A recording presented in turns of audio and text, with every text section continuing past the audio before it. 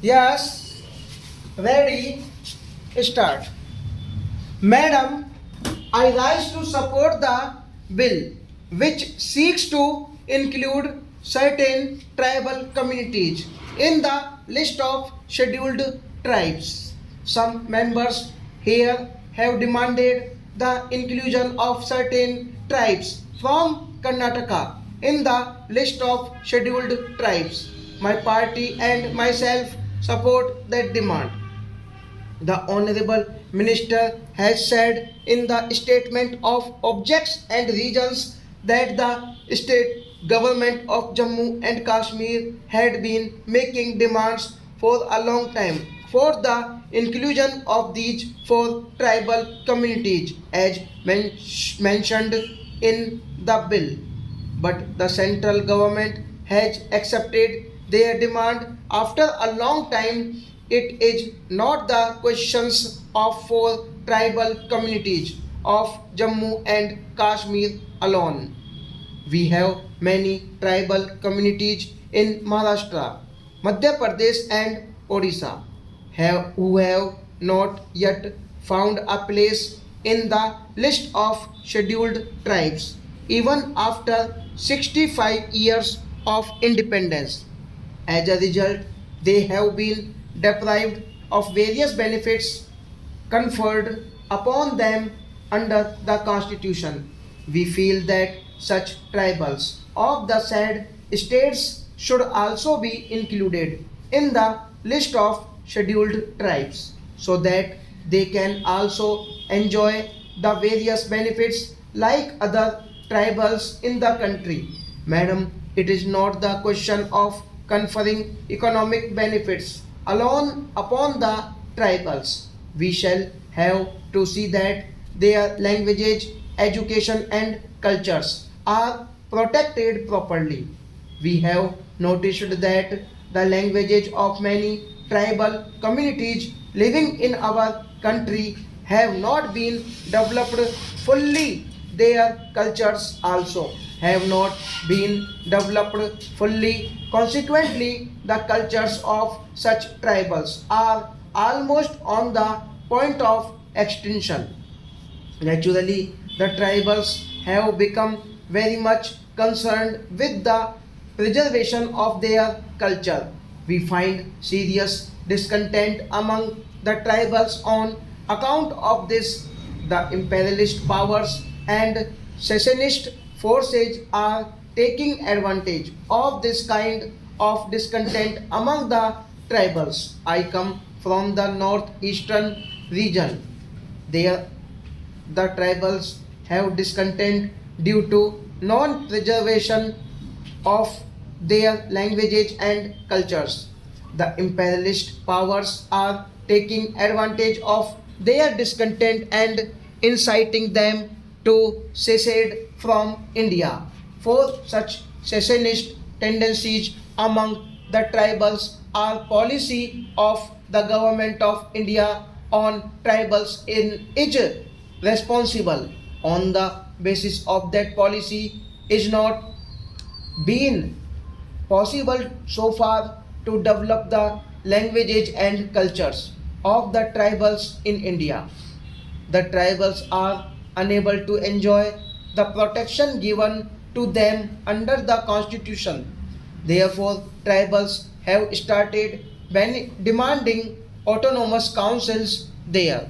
My party feels that the tribals should be considered autonomous council so that they can preserve their languages, cultures, and their ancient civilizations. My party further feels that such an autonomy to the tribals is not outside the framework of the Constitution of India, but the tribals have been deprived of their legitimate rights due to 65 years misrule of Congress government at the center. As a result, the imperialist power and secessionist forces are taking full advantage of the growing discontent among tribals in our country. In certain states, Naxalites are also taking advantage of such a discontent among the tribals. Our Home Minister had a meeting with the chief ministers of certain states the day before yesterday in order to find out ways and means to curb the activities of the Naxalites. We do not have that the activities of Naxalites can be curbed through military force or police force. We can pacify the tribals only by conceding their legitimate demands. Tribals are justified increasing the discontent in if they find that their communities are on the point of extinction. Madam, the tribal problem is very acute in Tirupura in this old tribal princely state due to the influx of refugees from East Pakistan.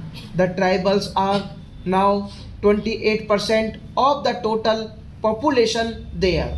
The influx of refugees is still on from present Bangladesh, not only in Tripura but also in other parts of northeastern region.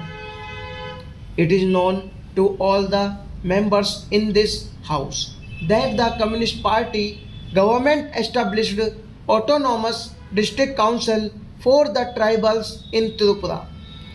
The refugees are entering those areas also which are under the jurisdiction of the Autonomous District Council. The main object behind the movement of refugees in those areas is to turn the tribals into minorities in their own areas, and such a movement has been possible due to the policy of the present Congress government there.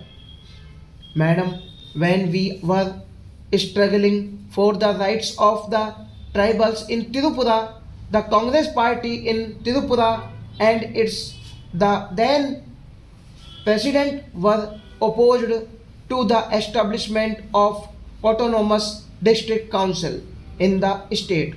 The said president of the Congress party wanted the Congress tribals to send him to the Lok Sabha so that he can move an amendment to repeal the 6th and 7th schedules to the constitution. It is our misfortune that we are still following a policy which does not safeguard the interest of the tribals. I demand that inner line permit should be introduced in Tirupura. The Tirupura Legislative Assembly has accepted this demand by passing a resolution unanimously on this issue. Stop.